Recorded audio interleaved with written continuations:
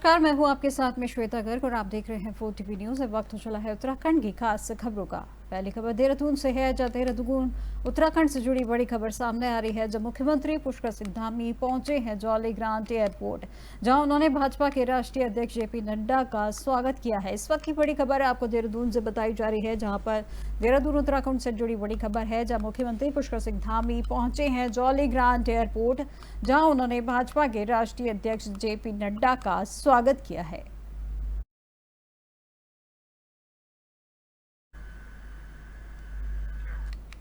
मुख्यमंत्री पुष्कर सिंह धामी ने देहरादून में आधुनिक तकनीक पर आधारित ई-रूपी प्रणाली का शुभारंभ किया और इस मौके पर उन्होंने कहा कि राज्य की कृषि व्यवस्था को नई दिशा देने के लिए 4 महत्वाकांक्षी कृषि नीतियों की कीवी नीति, ड्रैगन फ्रूट, सेब तुड़ाई योजना के और मिलेट मिशन के लिए प्रदेश में फ्लावर और हनी पॉलिसी भी तैयार की जाएगी।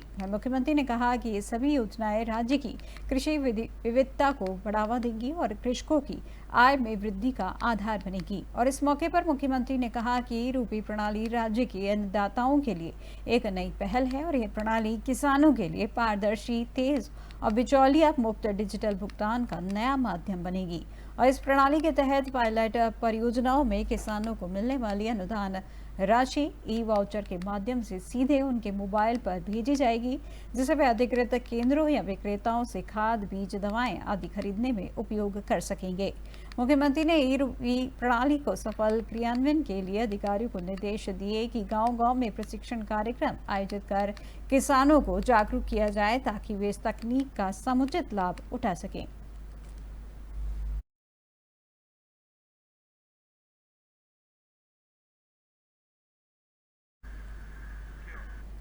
अब खबर ऋषिकेश से है, जहां छोटे राज्यों की वित्तीय स्थिति के मामले में उत्तराखंड ने गोवा के बाद दूसरा स्थान प्राप्त किया है। और इस उपलब्धि का श्रेय टैक्स बार एसोसिएशन ने उत्तराखंड के पूर्व कैबिनेट मंत्री प्रेमचंद अग्रवाल को दिया है। जहां टैक्स बार एसोसिएशन ने आज पूर्व मंत्री प्रेमचंद अग्रवाल को इस उपलब्धि के लिए सम्मानित किया। वहीं मौके पर टैक्स बार एसोसिएशन के सदस्यों ने कहा कि प्रेमचंद अग्रवाल के वित्त मंत्री रहने के दौरान ही राज्य को 6,000 करोड़ के राजस्व का फायदा हुआ है। वहीं बिल लाओ, इनाम पाओ और मेगा ड्रॉ योजना ने राज्य के राजस्व को बढ़ाने में अपना अहम योगदान दिया है। और इस योजनाओं को धरातल पर लाने के लिए प्रेमचंद अग्रवाल ने अहम भूमिका निभाई है। और पूर्व मंत्री प्रेमचंद अग्रवाल ने बताया कि पहाड़ी और छोटे राज्यों की वित्तीय प्रबंधन आदि के संबंध में उत्तराखंड ने गोवा के बाद दूसरा स्थान प्राप्त किया है। यह राज्य के लिए गर्व की बात है और उनके 3 साल के वित्तीय कार्यकाल के दौरान जो वित्तीय प्रबंधन किए गए थे, उसके परिणाम स्वरूप आज उत्तराखंड को गौरवान्वित होने का अवसर मिला है। उत्तराखंड के मुख्यमंत्री पुष्कर सिंह धामी के नेतृत्व में भविष्य में राज्य पहले नंबर पर स्थान पर प्राप्त करेगा और ऐसी उम्मीद है। वहीं डॉक्टर अग्रवाल ने बताया कि असम, सिक्किम, हिमाचल प्रदेश, नागालैंड, मणिपुर, अरुणाचल प्रदेश आदि राज्यों की रैंकिंग उत्तराखंड से पीछे है और यह हमारे प्रदेश के लिए गर्व का क्षण है। आगे उन्होंने यह भी बताया कि उपलब्धि राज्य के मजबूत वित्तीय अनुशासन, पारदर्शी प्रशासन और विकासोन्मुख नीतियों का परिणाम है।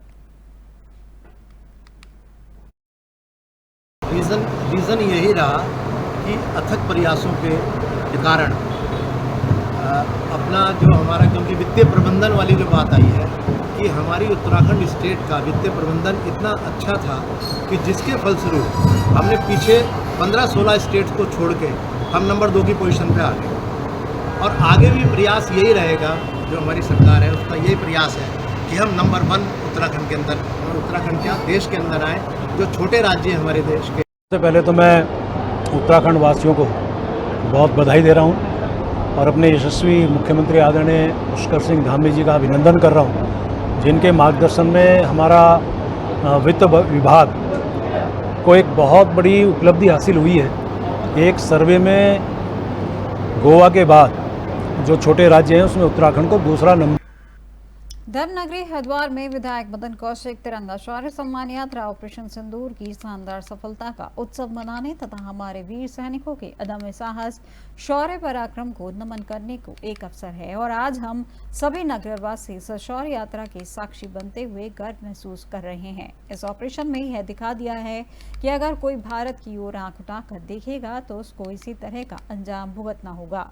रानीपुर विधायक आदेश चौहान ने कहा कि आज देश के प्रधानमंत्री नरेंद्र मोदी के सफल मार्गदर्शन एवं नेतृत्व में प्रत्येक देशवासी अपने आप को सुरक्षित महसूस कर रहा है।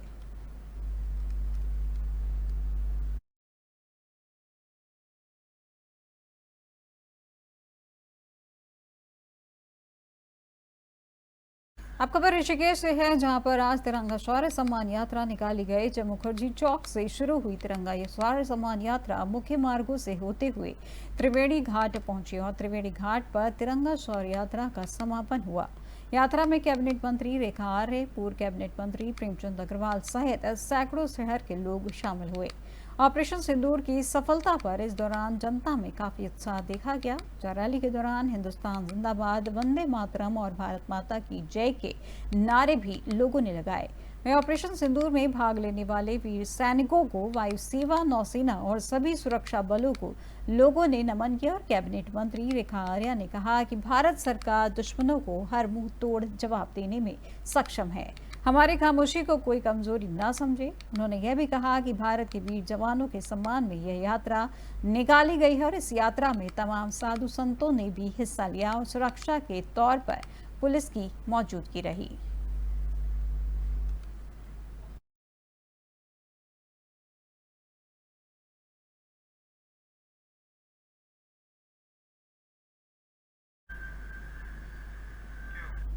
अब खबर विकास नगर से है, जहां इन दिनों पछुआदून क्षेत्र के सेलाकई सीनी वाला चांदनी चौक में कृषि भूमि की जमीनों पर प्रॉपर्टी डीलर्स की नजर गड़ी हुई है और अवैध प्लांटिंग कर जमीन की खरीद फरोख्त का कारोबार तेजी से पछुआदून में फल फूल रहा है। लोग खुद को आशियाने की उम्मीद में नियमों को तक पर रखकर की गई प्लांटिंग खरीद रहे हैं। वहीं आपको यह भी बता दें कि अवैध प्लांटिंग के मसले पर कोई ठोस कार्रवाई जिला प्रशासन और एमडीडीए विभाग की ओर से नहीं की जा रही है, जिसमें एमडीडीए विभाग की मिलीभगत होने की अंदेशा है। आपको यह भी बता दें कि अगर शहर की आबादी दिनों दिन बढ़ती जा रही है और ऐसे में लोग खुद के आशियाने के लिए जमीन की खाक छान रहे हैं, ये प्रॉपर्टी डीलर्स इसका फायदा उठा रहे हैं। वही डीलर्स पहले तो गांव सहित शहर की जमीन की खरीद फरोख्त करते थे और इसके बाद किसानों से खरीदी गई कृषि भूमि पर अवैध प्लांटिंग की जाती है और उसे बेच दिया जाता है। वही मोटी कमाई के लिए दलाल सारे नियम कायदों की धज्जियां उड़ा रहे हैं। वही जमीन की खरीदारी और बिक्री कर हर दिन हो रही है। ज्यादातर प्लांटिंग वाली जमीन डीलर्स के माध्यम से बिक रही है। वहीं प्लांट के खरीदने वाले भी बाद में परेशानी में फंस रहे हैं।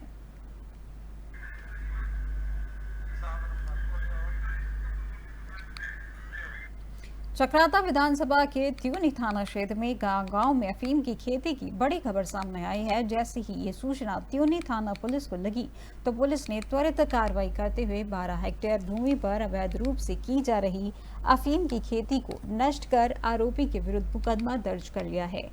बताया जा रहा है कि पुलिस को त्यूनी के सेज गांव में एक व्यक्ति द्वारा अपनी भूमि पर अवैध रूप से अफीम की खेती किए जाने की सूचना प्राप्त हुई थी, जिस पर थानाध्यक्ष त्यूनी द्वारा पुलिस बल के साथ पहाड़ की चोटी पर स्थित ग्राम सेंज में पहुंचकर मेहर सिंह राणा द्वारा 12 हेक्टेयर भूमि पर अवैध रूप से की जा रही अफीम की खेती को नष्ट किया गया तथा इस संबंध में थाना त्यूनी के द्वारा अभियुक्त मेहर सिंह राणा के विरुद्ध मुकदमा अपराध संख्या 1525 धारा 818 एनडीपीएस एक्ट में मुकदमा पंजीकृत किया गया है। पुलिस मामले में अन्य सभी पहलुओं की भी जांच की जा रही है।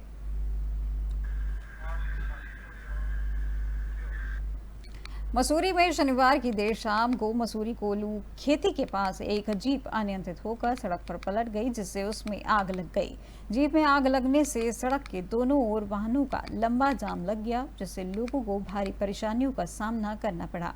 वहीं घटना की सूचना मिलते ही मसूरी पुलिस, फायर सर्विस और 108 एम्बुलेंस मौके पर पहुंची, जहां फायर सर्विस के जवानों द्वारा जीप में लगी आग पर काबू पाकर क्षतिग्रस्त जीप को सड़क किनारे किया गया, जिसके बाद यातायात सुचारू किया जा सका। मसूरी कोतवाली सतीश कुंवर ने बताया कि मसूरी कोलू घेतू पुलिस चौकी से लगभग 1 किलोमीटर पहले देहरादून की तरफ एक जीप सड़क पर अनियंत्रित होकर पलट गई, जिसमें आग लग गई है। उसने बताया कि जीप में 2 व्यक्ति चालक जसविंदर और अनिल कुमार सवार थे, जिन्हें मामूली चोटें आई थीं, जिनके उपचार के लिए मसूरी उप जिला चिकित्सालय भेजा गया है। व फायर सर्विस के जवानों द्वारा जीप में लगी आग बुझाई गई। उन्होंने यह भी कहा कि घटना की जांच की जा रही है।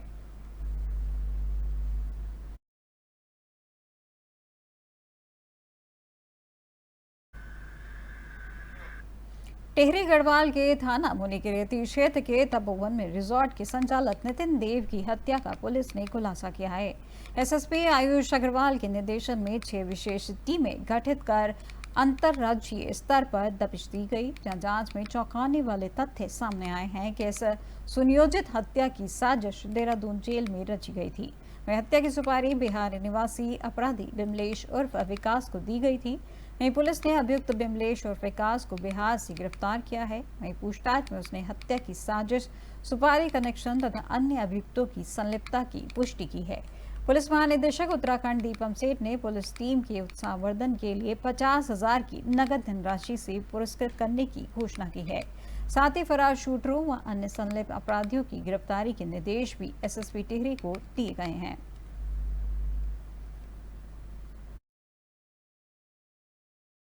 दिनांक 7 मई की रात्रि में तपोवन क्षेत्र में डेक्कन वैली सोसाइटी में एक नितिन देव नामक व्यक्ति की गोली मारकर 2 शूटरों के द्वारा हत्या कर दी गई थी। क्योंकि ये सनसनीखेज वारदात थी, इसको देखते हुए हमारे द्वारा सभी टीम्स को लगाया गया था। हमारी एसओजी की टीम, हमारी थाने की टीम और पूरे डिस्ट्रिक्ट में जो भी हमारी बेस्ट टीम थी उसको इस केस को वर्कआउट करने के लिए लगाया गया था। इसमें जानकारी करने में सामने आया कि जो शूटर्स थे ये दोनों पिछले कुछ समय से इसी सोसाइटी में किराए पर रह रहे थे और इनके द्वारा एक फर्जी आधार कार्ड वहाँ पर जमा कराया गया था। साथ ही जो नंबर इनके द्वारा यूज़ किए जा रहे थे फ़ोन नंबर बातचीत करने के लिए, वो भी फर्जी सिम लिए गए थे। साथ ही ये लोग इतना ज़्यादा प्रोफेशनली अवेयर थे कि इनके द्वारा हर जगह जब भी घर से बाहर निकल रहे थे, फ्लैट से बाहर निकल रहे थे, तो मास्क और सीसीटीवी लगाकर निकल रहे थे। तो इस प्रकार इनकी कोई भी पहचान, आइडेंटिटी, इनकी फ़ोटो मिलना बहुत ही मुश्किल हो गया था। इसमें हमारे द्वारा अलग अलग टीमों का गठन किया गया। चारधाम यात्रा और मानसून सीजन के दौरान आपदा और आपातकाल की स्थिति से निपटने के लिए देहरादून में 108 आपातकालीन सेवा के कर्मचारियों को ट्रामा केयर प्रशिक्षण दिया गया। यह प्रशिक्षण राष्ट्रीय स्वास्थ्य मिशन के तहत दिया गया। विशेषज्ञों ने एम्बुलेंस कर्मचारियों को किसी भी आपातकालीन स्थिति से निपटने के गुर सिखाए। इस प्रशिक्षण शिविर में सभी जिलों के EMT ऑनलाइन माध्यम से जुड़े। वहीं प्रशिक्षण में 108 आपातकालीन कर्मचारियों को विभिन्न दुर्घटना संबंधी चोटों और उनके प्राथमिक उपचार के बारे में जानकारी दी गई। इस दौरान दुर्घटना के समय बरती जाने वाली सावधानियों और दुर्घटनाग्रस्त मरीज के सुरक्षित परिवहन के विषय में जानकारी प्रदान की गई।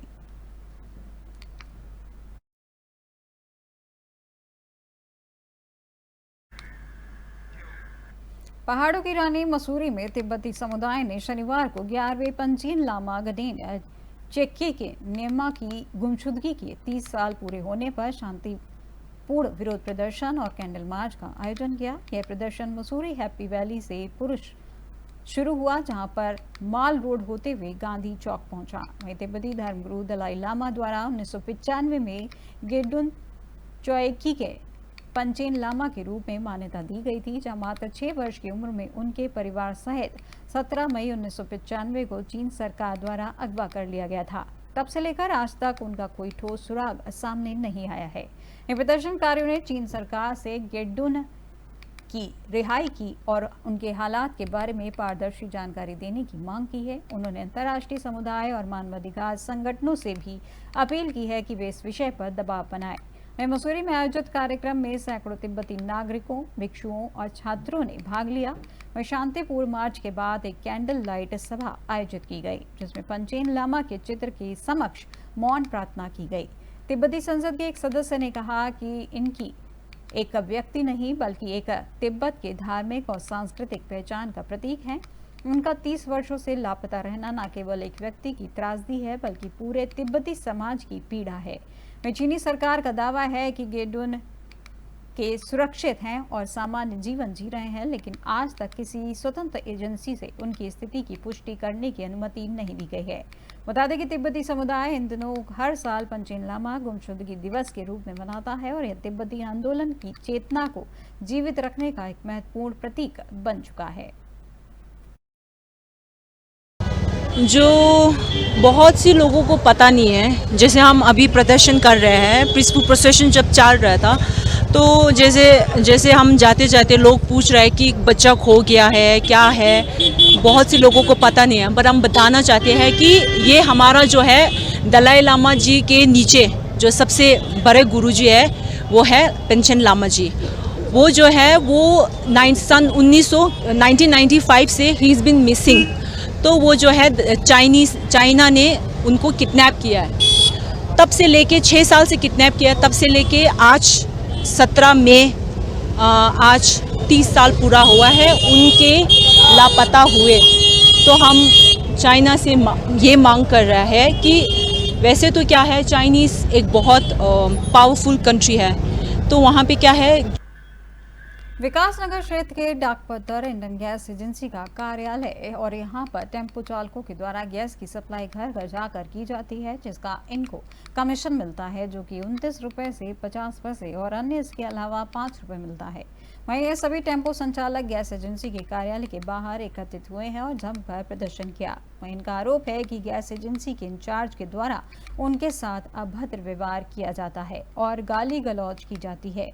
वहीं इनको निकालने की साजिश भी काश एजेंसी संचालक के द्वारा की जा रही है। इन्होंने बताया कि ठेकेदार के द्वारा जो पीछे पैसा आता है उसमें भी गड़बड़ की जाती है। वहीं कई अन्य आरोपों में टेम्पो संचालकों के द्वारा गैस एजेंसी के इंचार्ज पर आरोप लगाए गए हैं।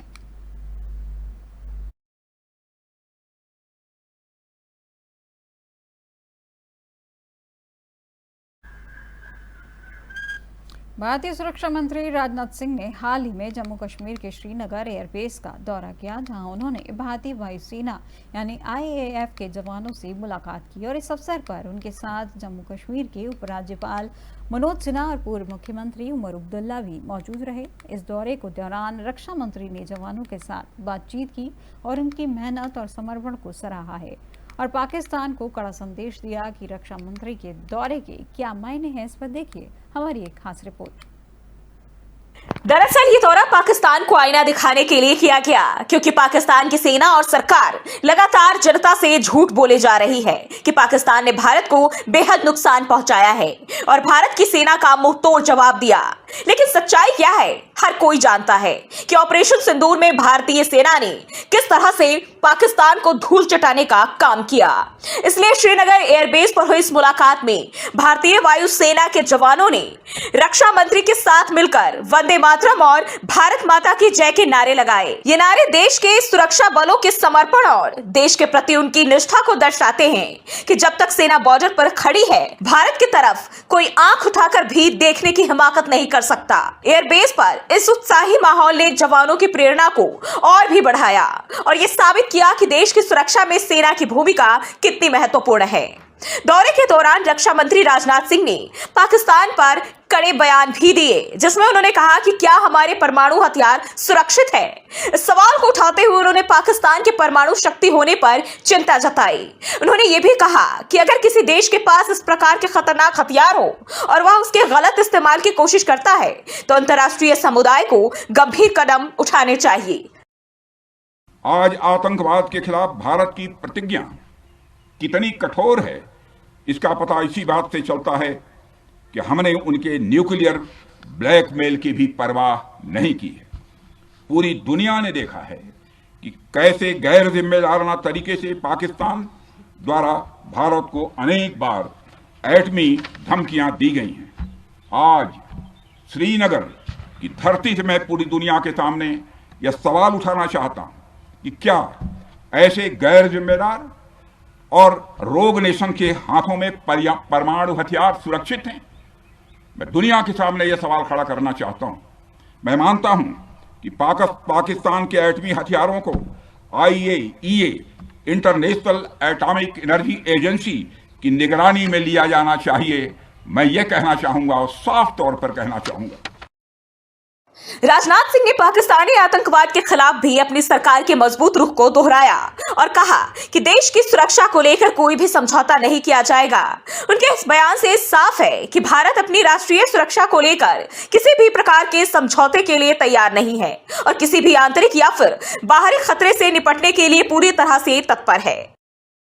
वहीं पुणे में महाराष्ट्र के मुख्यमंत्री देवेंद्र फडणवीस ने भी राष्ट्र हित को लेकर अहम बयान दिया, जिसमें उन्होंने व्यापारियों और फिल्म उद्योग से जुड़े लोगों को बधाई दी और कहा कि देश प्रथम की भावना हमें हमेशा सर्वोच्च रखनी चाहिए। उन्होंने ये भी कहा कि पहलगाम में हमारे लोगों की बेरहमी से हत्या करने वाले आतंकवादियों को और उन्हें समर्थन देने वाले देशों को जवाबदेह ठहराना जरूरी है और अगर कोई देश इस प्रकार की क्रूरता करता है और दूसरा देश इसका समर्थन करता है है तो उसे इसकी सख्त सजा मिलनी चाहिए। देखिए, मैं उनको सभी को बधाई देता हूं। नेशन फर्स्ट ये हमारी भूमिका होनी चाहिए और देश के दुश्मनों को, और केवल देश के नहीं, मानवता के दुश्मन जिस बर्बरता के साथ हमारे लोगों को पहलगाम में मारा गया, इसी बर्बरता कोई अगर देश करता है और उसको कोई साथ देता है तो ऐसे देशों को भी सबक सिखाना जरूरी है। मुझे ऐसा लगता है कि अगर इस प्रकार से ऑर्गेनिकली लोगों में नेशन फर्स्ट की भावना तैयार हो रही है, मैं इसका स्वागत करता हूं। दरअसल पाकिस्तान से तनाव के बीच जिस तरह से तुर्की ने पाकिस्तान का साथ दिया, इससे भारत में काफी नाराजगी देखने को मिल रही है। लोग वहां घूमने जाने से मना कर रहे हैं। लोगों का कहना है कि वहां की इकोनॉमी को बढ़ाने में हम सहयोग करें और उसी पैसे से वो हमारे दुश्मनों को ड्रोन भेजकर हम पर हमला करवाता है। तो इस समय भारत की जनता राष्ट्र प्रथम के साथ आगे बढ़ने पर बल दे रही है।